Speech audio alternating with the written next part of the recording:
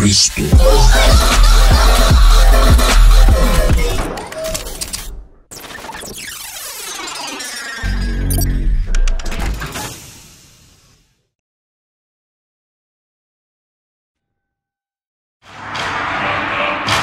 The role of a combat designer on God of War 3 is a complex role. Basically has anything to do with characters in the game. Any character you see moving in the game, attacking, fighting, are generally implemented by the combat designer. And then of course Kratos, what his platforming elements are going to be, what his new combat moves are going to be, what weapons he's going to use, how he's going to use them, how he walks, everything. I'm here with Jason McDonald, who's a senior combat designer on God of War 3. And we're just talking about the new features that we have in the game and what we're trying to add to the God of War franchise. Well, we've got some of Kratos' items in. He can grab a head and he can light stuff up. Now that we can play with lighting in God of War 3, we can make the entire room dark, have enemies that are attacking you in the dark, can't be seen. And when you light them up with the head, they light up for a limited amount of time, so you can attack them while you can see them, but then they are constantly disappearing. You get the parts where it's completely pitch dark and you hear the guys scream in the background.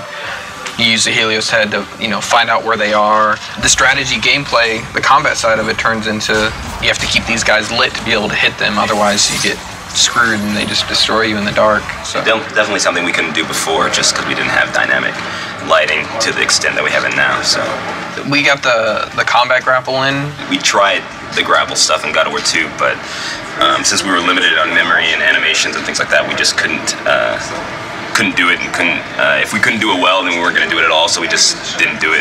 But now we have more space, more memory. Kratos is a very strong character, so when he grapples an enemy, he kind of just charges right in and plows through everybody. So the grapple system is exactly like that. You can launch somebody in the air and you grapple them and you ply yourself right into the air, right into them. If there's a crowd of enemies, you'll ply yourself through all of them. Hey, I'm at Brian Yu's desk here. He's a senior combat designer on God of War 3. For this particular boss, which is a huge scorpion, you want to make sure the presence is there and the player will feel the power of the attack. Usually for attacks for boss character, you want them to be really recognizable so the player know it's coming, because if the player cannot recognize the move and react in time, they get hit, because it's boss character, you will take a lot of damage. So it's not fun, if you don't see the attack coming, you're being hit. So that's something that we try to work really hard on. I'm here with Jason DeHarris, combat designer on God of War 3, and we're just looking over some of the writable stuff that's early in development. So how do you think it's going? It's all right in terms of Kratos. He still wants to kill this beast that's in his way to his ultimate goal, so it's not really his friend, so he's not really telling it to attack.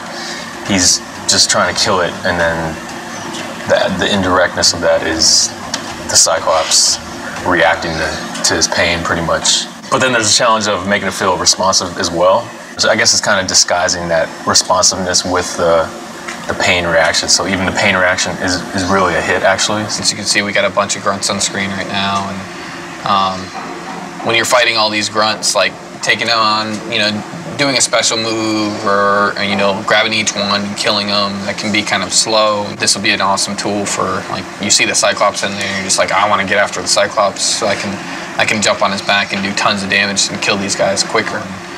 But just like any other feature, we have to prove that it's going to be fun and good. And, if it's not, we got to get rid of it, because everything has to be fun.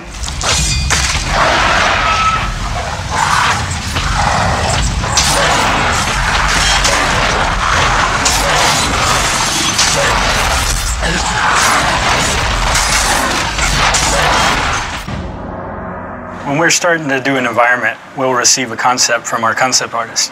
And they do this elaborate, crazy drawing that looks really cool. And then from that, design already has their design laid out. It's basically like a sheet. You just a bunch of blocks and boxes that gameplay's already in there, it already works. From there, we go over it and we start building our level with it. We layer on geometry, the hills, mountains, whatever's going to be in there, and incorporate all that into the sheet so it all plays together nice and make it look pretty. Every corner in the game is pretty much unique. It's handcrafted. That's the difference. You look at other games, it's an assembly line, it's mass produced. They'll build a crate and then you'll see that exact crate hundreds of times throughout the game. You don't get that in God of War. Good people here. Everybody's really talented, super talented, but nobody has an ego or anything like that, so it's great. Well. What's gratifying for me is coming in every day and actually liking the job that I'm doing. You know, I bore my girlfriend with, you know, how I'm gonna, you know, make this sweet piece of metal like even sweeter. I enjoy talking about it. She hates it. Biggest challenge is getting it done on time. You lose sense of what starts to look into you, and you actually need other people's eyes to tell that. And I think working with a team of guys that are always open to giving you advice and telling you, hey, this looks great, or hey, maybe this could be worked on a little bit, really makes the art come out to look a lot better. I'm going to show you an example of how we do collision. So here's the basic level that we're working on right now, and then we have the stuff we call sheet, which is the real basic collision stuff that Kratos walks and runs on. So this is actually built by a designer. This gives us the basic places where he needs to run and defines kind of the gameplay spaces. And then we build our art over that. So what we then have to do at a later point in development is go in and make sure there's a cylinder around here and there's a cylinder around here, and that we make sure that we put in little divots into this collision so that he doesn't get stuck on things or walk through things.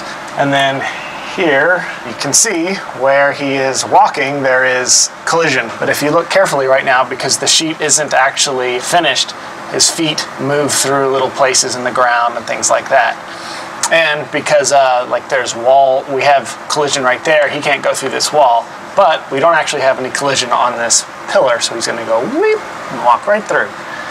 So eventually that's what we'll have to do, is make sure that all that stuff is in there and that he can't walk through these pillars, and that's what collision is. This is concept by Cecil Kim, and it's the exterior of the top of Mount Olympus with the Zeus statue there. And that's where you're going to be fighting Zeus. And this is another piece that I asked Cecil to do for me, and it's a top-down of the ground. That's when concept art really comes in handy, because we have to do so much ground that Kratos is transitioning over that it's really nice to get some fresh ideas. And I'll take his drawing here and then start fleshing it out and coming up with crazy marble and gold. And he had this cool feather idea. You get dirt and stuff picking in between the feathers, adding, I guess, an extra layer of filth to the world. You build it clean first, and then I'm going to go in here and destroy it and make it look like a fresh battle has happened in it.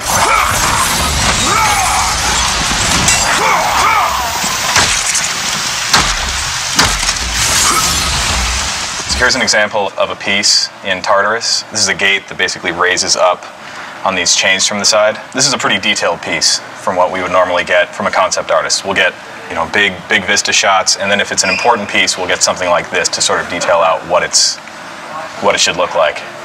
So this is what I'll get. My first step after that is to figure out these shapes in 3D.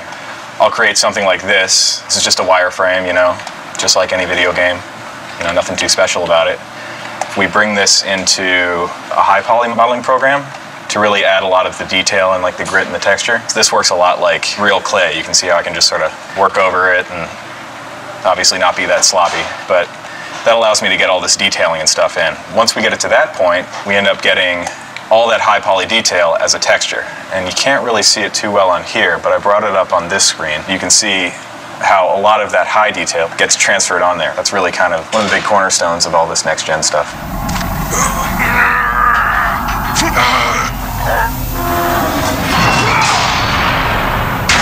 This is one of the Hades levels. You can see right here, it consists of a large room and then a series of halls with little torch things in there. This is pre-lit, this is just the polygons. In this game, we are pushing a lot of polygons. The environments are, at least this one is probably twice the size of a God of War 2 level in terms of polygons, and probably 4 times larger in textures. If you look at the screen here, this is the level after it's been initially lit.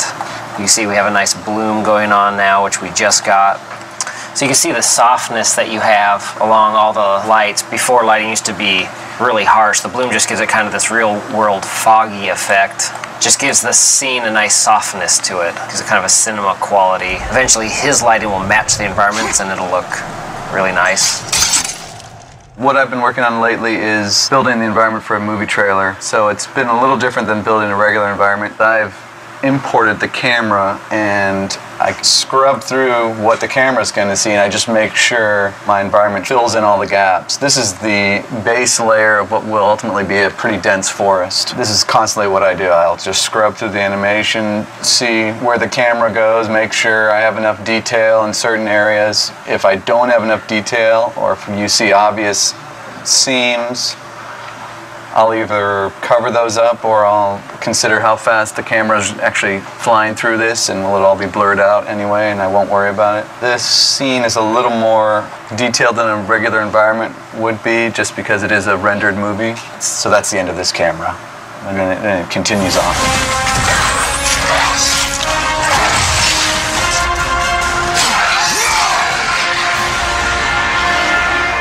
This is the concept that we get, and basically this is an overall of the entire level. It's a big cave, and you have these rock pillars. You got your cave with the waterfalls. You know, it has little details in there, but it gives you the whole picture. You get your rocks, the greenery, the waterfalls, and then the architectural bridges. This is basically the sheet that we get from the designers, and that's the basic layout that we start with. And from there we start building the actual rock and geometry on top of the sheet. You have gameplay that you can go along with as you're building your levels to see exactly where the camera views are going to be and what you need to build out. Here's an example of where I start. I have all these rocks. This is going to be a whole rock level. You have a massive level on scale compared to any of the other ones we did in God of War 1 and God of War 2. And it's all very detailed rock geometry. It takes a long time to cut all this stuff in and make it look pretty.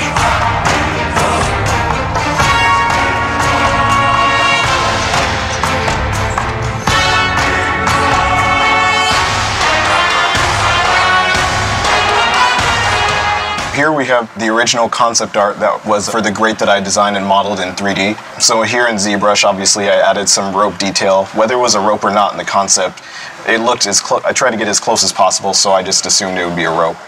So that's what I did here, and obviously we have some of the nails going inside. This is what it came out to be.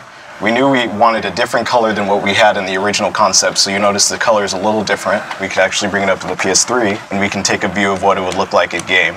So back here is like the original model, and then here is the detailed version of that.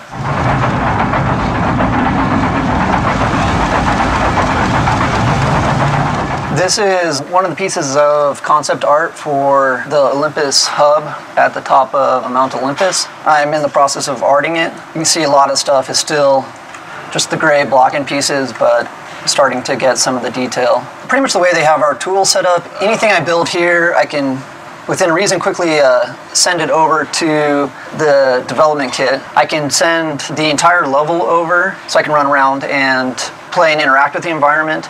I can also take chunks of the environment, send them over just so I can kind of view a specific section that I'm working on. Still a lot of the gray areas I need to go in and fill in the details. You see this down here still all needs to be done. This is kind of our art sheet version, which kind of block in the basic shapes and spacing and everything. These things we put in our level, they're scale versions of Kratos that we use just to make sure we're keeping our scale correct when we're building the stuff, so details don't get too out of whack.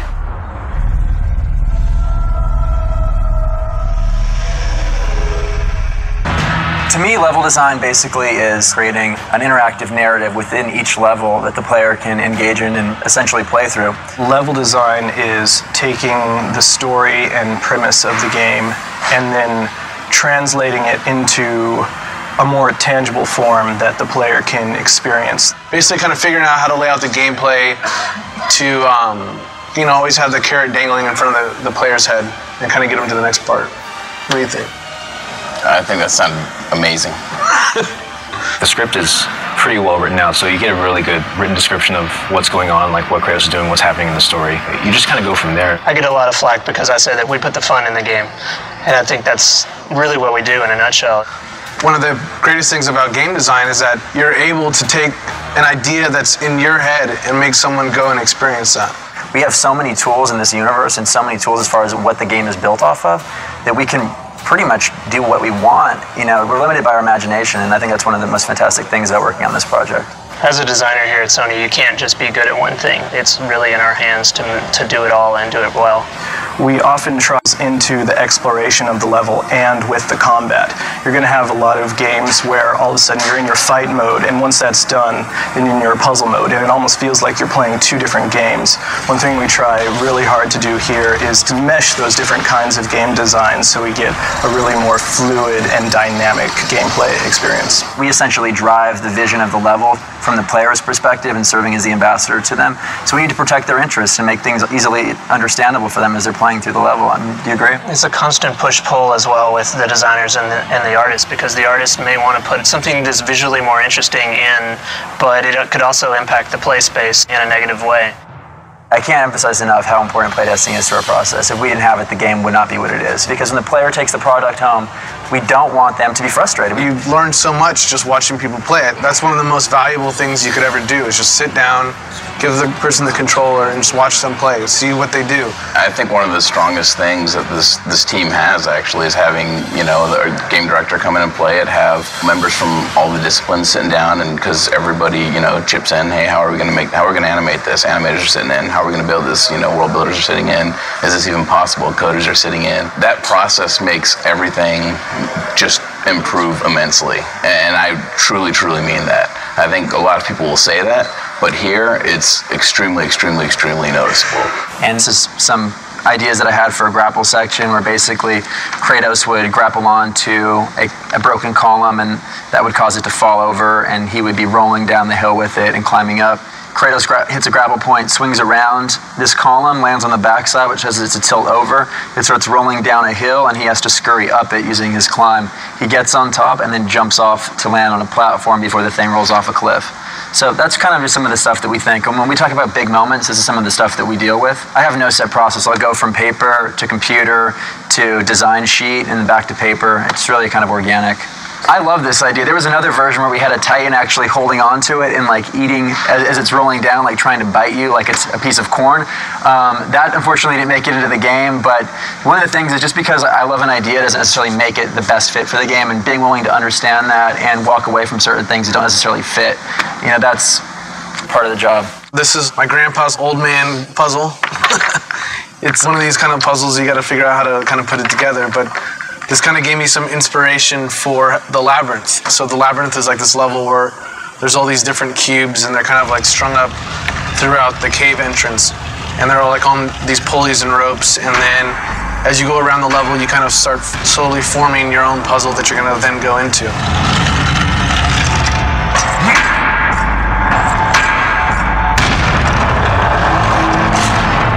We came up with this idea for Gaia coming up to this rotunda where, you know, Zeus and Kratos are kind of having their last epic fight, and the player's thinking, you know, it's, you know, mano a mano, they're just going to be battling, and then Gaia kind of comes into the picture and then ends up actually like physically ripping the whole building up and then like looking at it, and then you guys start fighting inside of it. She comes up and then like rips it off, and then she, you know, comes up and crushes it and takes it apart. At the end, you guys are like fighting inside of her, and you end up killing her, and then she kind of blows up and crumbles all over Mount Olympus. For me, it's always like so amazing to be able to imagine this whole kind of crazy scenario, this whole world in your head, and then you're actually able to make it.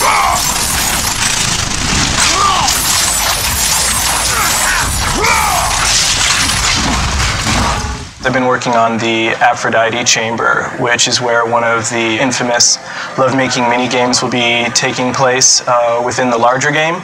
This is the preliminary room that I brought up in Maya. Roughly what's going to be happening is Kratos is going to be going through a hallway here where he's going to come to this room. There's going to be a bed in the corner with curtains drawn, and as soon as he casts them open, he's going to see Aphrodite with two of her very lovely servant girls who quickly run away. She's going to go into the bed for a little hanky-panky, and we see the servants are very happy right there with what's going on. After finishing his job, Aphrodite is kind enough to draw back this large curtain, which will expose the portal, which will lead to another section of the game. So that's generally an idea of how we mock up an event relatively quickly so that we can assess how the gameplay will be, and then we can forward that off to art so that they can make it pretty. And this is some of the things that concept art has done. This is the bed right here. layer that you saw. It looks a little more fancy than the blocks that I've been using. Once that's done, I will implement them into the game and everything will mesh together perfectly.